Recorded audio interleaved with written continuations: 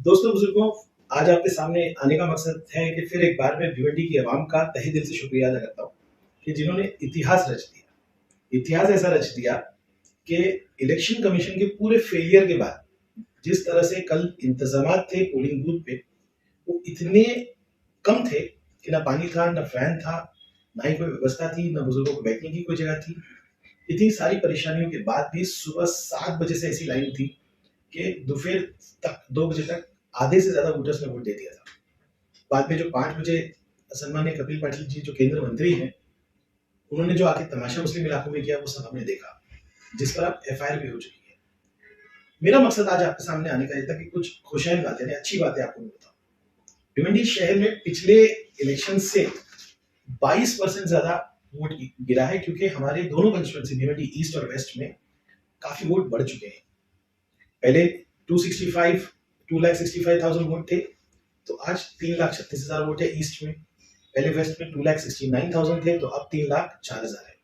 ये सब देखने के बाद समझ में आता है कि भिवंडी ईस्ट और वेस्ट से एक बड़ी मार्जिन के साथ इंडिया अलायंस के जो कैंडिडेट है एनसीपी शरद पवार करके वाले मामा, वो बड़ी लीड लेके जाने वाले हैं। वोटिंग परसेंटेज आप देखें ईस्ट में तो 2.57% बढ़ा है, वेस्ट में 3.54% बढ़ा है। और सबसे बड़ी अच्छी बात यह है कि ईस्ट में महिलाओं ने मर्द से ज्यादा वोट दिए हैं। अगर जो ईस्ट में सलाउद्दीन में या हमारे बाला कंपाउंड की स्कूल में आकर जिस तरह का तमाशा बीजेपी ने किया वो नहीं होता तो ये पोलिंग परसेंटेज और बढ़ता। लेकिन हम एक लड़ाई लड़ रहे हैं, डिक्टेटर के खिलाफ लड़ रहे हैं, और भिवंडी शहर उसमें काफी आगे था, काफी लड़ाई हमने लड़ी और एक अच्छा रिजल्ट आज हमारे हाथ में है। लेकिन एक बात ये भी जरूरी है कि जो इलेक्शन कमीशन की कमियां थी, जैसे कि पानी नहीं, सुविधाएं नहीं, उससे भी ज्यादा बड़ी गलती थी कि कई यादियों के नाम, अगर वो पिरानी पाड़े के हैं तो कामतगढ़ में मिले, अगर वो किसी और इलाके के तो कहीं और मिले, कई लोगों के नाम डिलीट हो गए, कई यादियों में बड़ी बड़ी गड़बड़ की गई। ये सब बातें अगर आप हम तक पहुंचाते हैं जो नीचे दिए हुए व्हाट्सएप नंबर के जरिए, तो ये बातें लेकर हम 10 दिन के अंदर इलेक्शन कमीशन से जाके इन सब चीजों की शिकायत करेंगे।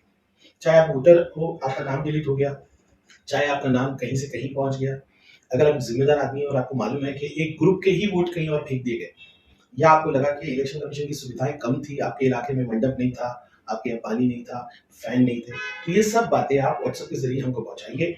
10 दिन में समाजवादी पार्टी पूरी ताकत के साथ इलेक्शन कमीशन को जाकर ये बताएगी, ताकि आने वाले इलेक्शन में इस तरह की गड़बड़ी न हो।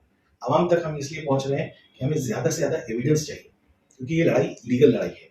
मैं उम्मीद करता हूँ कि भिवंडी शहर के शहरी, चाहे ईस्ट या वेस्ट के हो, वो ये जानकारी इस व्हाट्सएप नंबर के जरिए हमको पहुंचाएंगे और आगे इस लड़ाई को लेकर जाने में हमारी मदद करेंगे। बहुत बहुत शुक्रिया।